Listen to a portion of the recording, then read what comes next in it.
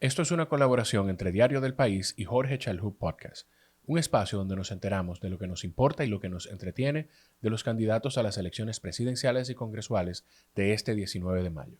Esto es País Electoral Podcast.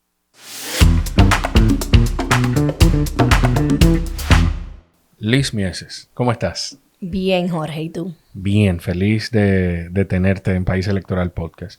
Liz, ¿tú recuerdas cuál fue tu primer trabajo? Claro que sí. ¿Cuál fue tu primer trabajo formal o informal? Porque también uno siempre hace cositas para ganarse No, algo. mira, la verdad es que formal, súper joven, fui monitora de un campamento. Pero no del de Arcadas. No, imposible, no. Ok. De ¿De cuál? Comatillo. Muchísimas experiencias y Claro. muchas historias allá en Comatillo. Qué bien. ¿Qué tú sientes porque del campamento Comatillo siempre se hablaba, ¿qué tú sientes que eso te aporta a tu vida de hoy en día? Muchísimas cosas. Nosotros, en mi caso, fui primero acampante, obviamente.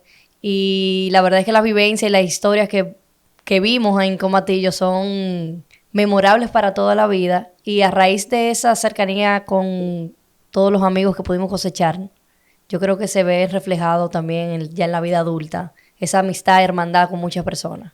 ¿Qué resultados de tu trabajo como regidora tú entiendes que te favorecen ahora en la carrera para la diputación? El poder, el haber estado en el territorio en tiempo completo. Yo creo que el tú estar con la gente, escuchar a la gente, ser un enlace real en el territorio de buscar soluciones es algo que se refleja de manera directa en esta campaña. Ok. Dentro de todo este proceso, en algún momento tú y yo grabamos en mi podcast. Sí. Y no me queda claro, no sé si tú me lo vas a aclarar en este momento. ¿El norte siempre fue la diputación? Sí, Sí, desde el inicio. Inclusive antes de ser regidora, había una intención, vamos a decir, personal de llegar al Congreso.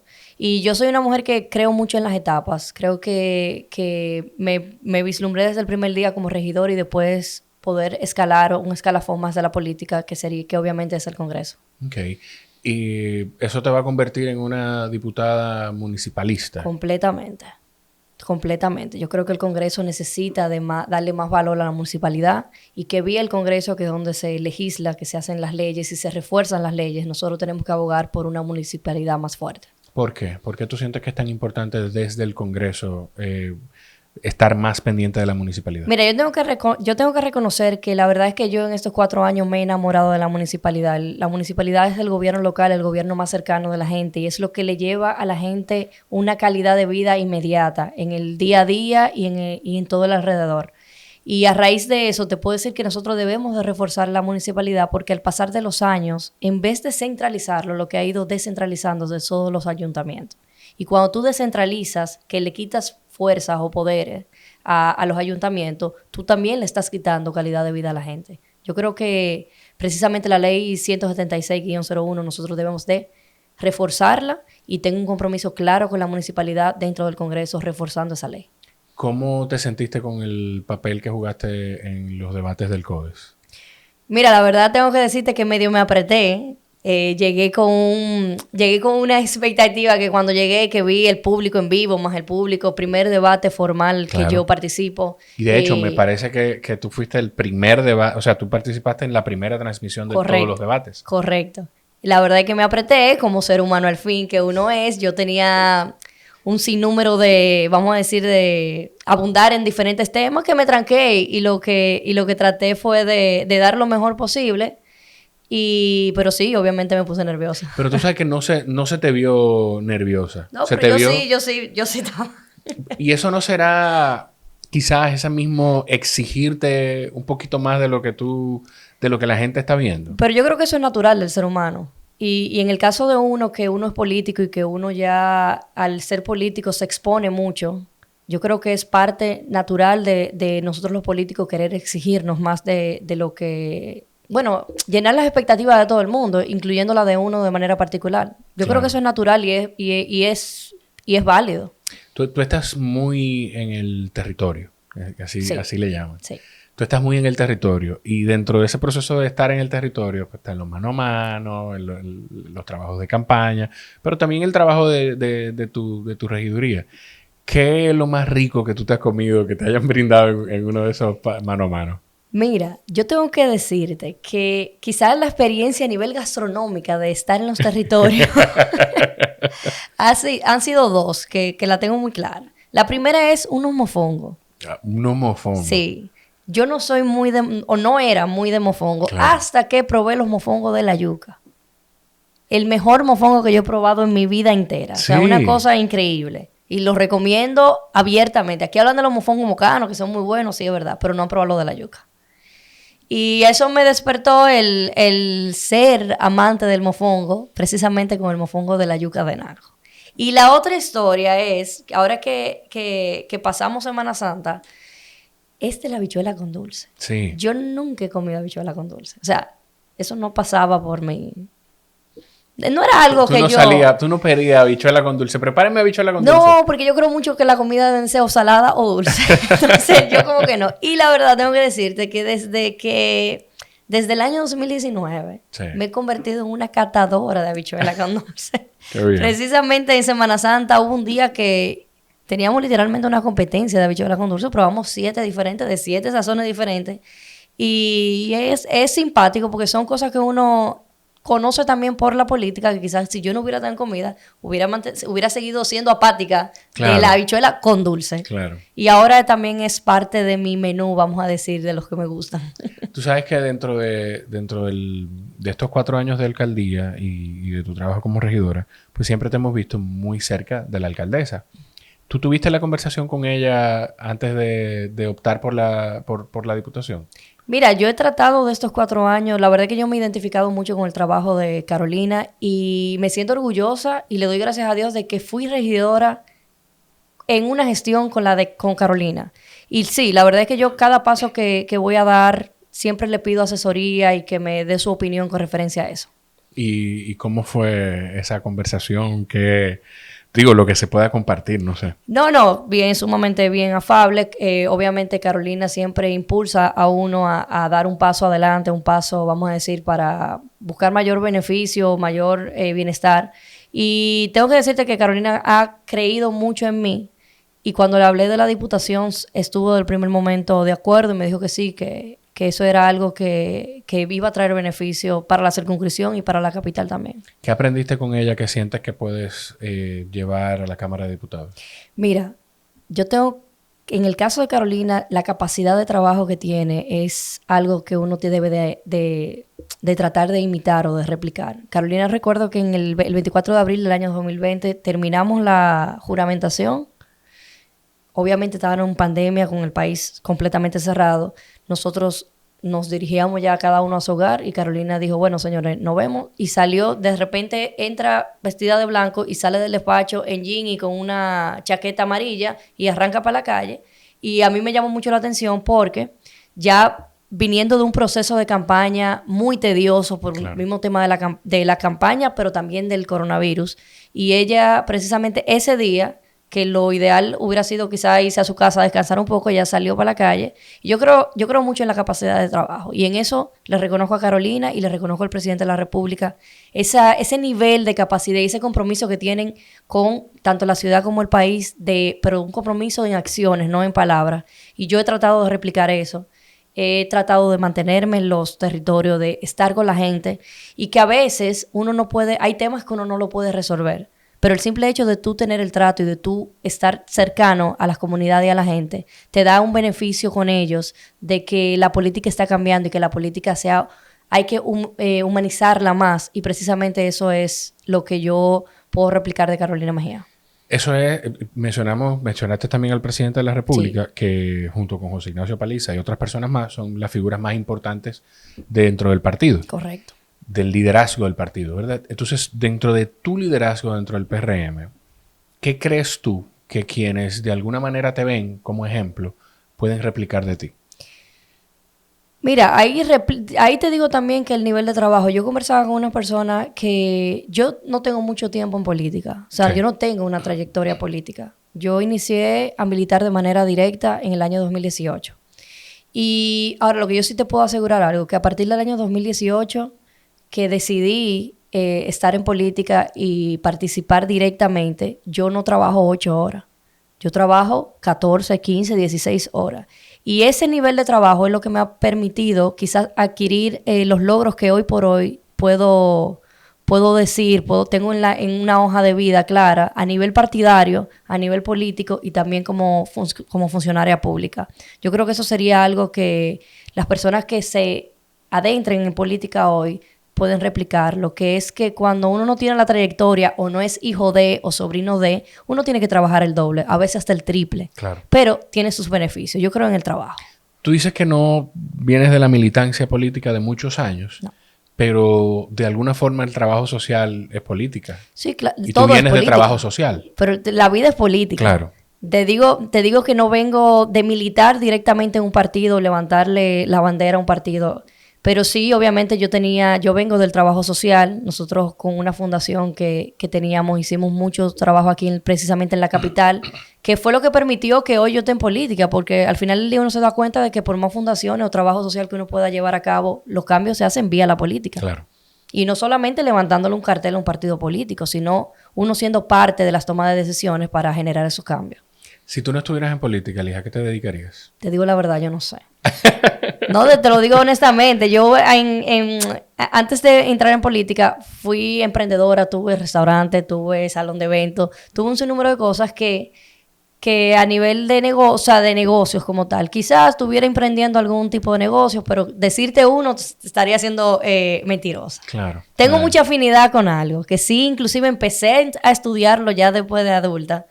Y no lo terminé, pero lo empecé a estudiar con el diseño de interiores. Sí, eso me llama mucho la atención. Sí, mira, qué bien. Liz, dentro de todo este proceso, pues lo que siempre se le pide a quienes aspiran al Congreso es, ¿cuáles son tus propuestas? Entonces, ¿en qué estás sosteniendo tu campaña en términos de propuestas? Mira, con eso precisamente que tú muy bien lo dices, la gente espera una cartera de propuestas. Sí. Que cuando tú haces un análisis, la gran mayoría son propuestas muy bonitas, pero irrealizables en la República Dominicana. En mi caso, yo tengo un compromiso real con fiscalizar las leyes que tenemos hoy por hoy. Yo creo que la República Dominicana tiene una cartera de leyes importante, leyes que no se le ha puesto la mano, leyes que no se han actualizado al 2024. Y creo mucho en que dentro de la Cámara de Diputados debe de haber legisladores que aboguen por la ejecución de esas leyes, pero también por actualizar las tantas leyes que hoy tenemos. Claro. Y por eso solamente llevo una propuesta que va muy vinculada con la municipalidad del Distrito Nacional, que es impulsar una ley de capitalidad. ¿Cómo es eso de ley de capitalidad? Eso es una ley para el Distrito Nacional, una ley donde nuestra ciudad se tome de manera especial a los otros municipios. Y te explico brevemente por qué. Por favor. La capital tiene alrededor de 1 millón de personas que viven, que residen y tramitan aquí. Sin embargo, nosotros recibimos más de 1.500.000 diarias de manera transitoria. Eso hace que todos los recursos se vean, vamos a decir, comprometidos. Claro. Porque no es un secreto que los ayuntamientos no manejan la cantidad de presupuesto que estipula la ley que deberían de manejar. Por lo que nosotros como capital primada de América y con ese, vamos a decir, con ese picantico adicional de la cantidad de personas transitorias que entran de manera diaria a la capital, hace que los recursos se vean, los servicios más que los recursos, que se vean, limitados. No se puedan ser eficientes al 100%. Por eso nosotros abogamos por una ley de capitalidad que es de vamos a decir que un subsidio de capitalidad para el Distrito Nacional, que con eso se puede eficientizar muchos temas de servicios como el tema de las aceras y contenes, claro, el tema del mismo drenaje y un sinnúmero de cosas. Tener una policía municipal más eficiente. ¿Tú te imaginas nosotros aquí en el Distrito Nacional contar con una policía municipal elite que sea única y exclusivamente para las personas que viven y que visitan la capital? Donde nosotros podamos asegurar que haya una seguridad ciudadana más eficiente. Pero asimismo me voy también a la parte de los bomberos, que son los héroes silentes. De tener verdaderos recursos para que los bomberos puedan hacer un trabajo con mayor eficiencia a la que tienen al día de hoy. Y por eso nosotros abogamos por esa ley de capitalidad, que no es más que unos recursos adicionales que no necesariamente uno tenga que depender del ejecutivo que esté para poder implementar acciones de manera directa en la capital. No es el que nos estamos inventando el agua tibia con eso. Hay muchísimos otros países que lo han ejecutado. En España, si tú ves Madrid, Barcelona, tienen capitalidad. Okay. Y así mismo tú ves como esas ciudades, hoy por hoy, tienen mayor beneficio, bienestar, calidad de vida para los residentes, pero también para las personas que lo visitan. Nosotros tenemos aquí en la capital alrededor de 1 millón de turistas que vienen de manera anual. ¿Pero por qué 1 millón? Nosotros tenemos que por lo menos triplicar eso. Ahora, para tú triplicar eso, tú tienes que tener servicios eficientes en la ciudad y más con las maravillas culturales que tenemos en nuestra ciudad. Claro que sí, claro que sí. De ahí viene entonces la estrategia del eslogan "Primero la capital". Mira, no. Tú sabes que yo emigré desde la capital soy yo a Primero la capital. Claro. Y me explico por qué. Perfecto. El de la capital soy yo, de la capital somos todos, porque todo el mundo viene o pasa por la capital. Y la verdad es que yo tengo un compromiso como legisladora a partir de agosto de legislar a nivel nacional, pero mi prioridad es la ciudad capital. Claro. Y por eso mi eslogan de campaña en Primero la capital. Entiendo. Tú sabes que me salté una pregunta sobre lo que decías del Congreso y el no llegar con esta caterva de proyectos que probablemente son irrealizables en el proceso. ¿Qué te dio esa visión de ser tan práctica y decir, tú sabes qué, yo no puedo llegar con 10 propuestas cuando veo lo difícil que es desde afuera para otros legisladores? ¿Cómo caíste en esa realización? Primero, nunca he sido de muchas propuestas, ni siquiera lo fui cuando regidora. Yo creo en cosas, yo soy más pragmática, creo en cosas reales, aunque no sean grandes propuestas, sino pequeñas. Yo creo mucho que las pequeñas cosas son las que llevan grandes cambios. En el caso mío, es muy fácil, tú entras a Google y buscas propuesta legislativa y asumirla como de campaña. Buscar una propuesta social que le dé cercanía a cierto sector, buscar una propuesta que le dé cercanía a otros sectores y venderme como candidata así. No, esa no es mi idea. Mi idea es yo poder llegar, como lo hice como regidora, ahora hacerlo como diputada, con una propuesta clara y realizable. Porque haciendo un análisis también muy llano, invito a la ciudadanía a hacerlo. Cuando tú ves la cantidad de propuestas que se han llevado en campaña a diferentes legisladores que hoy por hoy son legisladores y que pasaron también, menos de un 95% de las propuestas de campaña se han podido ejecutar dentro de la Cámara de Diputados. Claro. Entonces, haciendo ese análisis y viendo y siendo una persona pragmática y de acciones, yo abogo por una propuesta que inclusive la propuesta de capitalidad, que es la propuesta que nosotros estamos llevando de manera integral, es una propuesta que ha llamado la atención porque vemos otros candidatos también que la han asumido como tal, lo que te deja a ti saber de que puede haber un gran consenso para que eso sea una realidad aquí en nuestra ciudad. Muy importante eso. Liz, ¿cómo es hacer el equilibrio entre la campaña y el trabajo en el Consejo de Regidores? Mira, tú eres presidenta del Consejo de Regidores. Eso es bien difícil. No solamente entre la campaña, entre mi labor como regidora y como presidenta del Consejo, sino también como mujer, o sea, de manera personal, con mi familia. Yo creo que en política el desafío más grande que uno tiene como político es manejar el tiempo. Yo creo mucho en la organización y obviamente es un tema difícil cuando tú ejerces un puesto público y al mismo tiempo estás haciendo campaña, que hay muchísimas cosas que hay que cuidar y respetar, ya que uno tiene poder de firma, por ejemplo, en mi caso, como presidenta. Uh-huh. Yo he tratado de dividir que las mañanas sean exclusivamente para mi trabajo dentro del ayuntamiento y ya a partir de la tarde, noche, que sea manejar la parte política, la campaña política, y en esos trayectos de esas 24 horas tratar de sumarle 2 o 3 horas más para también para yo de manera particular como mujer tener mi espacio, pero también darle el espacio a mi familia, a mis hijos y a mi esposo, que es un tema importante. Ellos ya están, vamos a decir que ellos saben que en este tramo, que es un tramo ya que no hay horas, no hay días, ellos saben que es un poco más difícil, pero sí retribuirlo con que los pequeños tiempos que uno pueda pasar sean tiempos de calidad. ¿Con tus hijos cómo es la conversación sobre el tema de la política? Ya esos muchachos están curados. Hay algunos que son... El varón, por ejemplo, no es muy amante de la política, pero sin embargo las hembras sí, y participan muchísimo conmigo. La verdad es que en la misma campaña, en todo lo que ellas pueden acompañarme, están ahí conmigo. Y eso es algo que yo valoro mucho porque creo que a veces me da miedo porque hay una que le gusta mucho. Entonces, eso puede ser que a futuro le llame la atención. Pero hay que ver, la verdad es que sí he recibido un apoyo que indiferentemente no sea algo que, y mi esposo tampoco, que no es, vamos a decir que no es amante de la política, claro, pero en los momentos que ha tenido que apoyar y unirse también lo ha hecho. Como madre, yo soy padre, pero entonces como madre, tú no le das espacio ni participación a tus hijos en algo si tú no crees que va a tener un impacto positivo en ellos. Todo lo que yo hago, te lo digo abiertamente, es para que el día de mañana mis hijos sean los primeros que se sientan orgullosos del trabajo que uno está haciendo. ¿Por qué? ¿Qué impacto tú crees que tienen en tus hijas, por ejemplo, el acompañarte en algunas actividades políticas? Primero, con eso ellos ven la realidad de las brechas que nosotros tenemos, las brechas sociales que tenemos aquí y no solamente en política, también te lo digo como regidora y en diferentes campañas y trabajos que hemos hecho como regidora. Claro. Nosotros llevamos una campaña muy bonita que fue Mi Barrio Cultural, que fue una campaña que mis hijas me acompañaron de lleno, que eran precisamente de contar la historia de esos sectores populares en murales.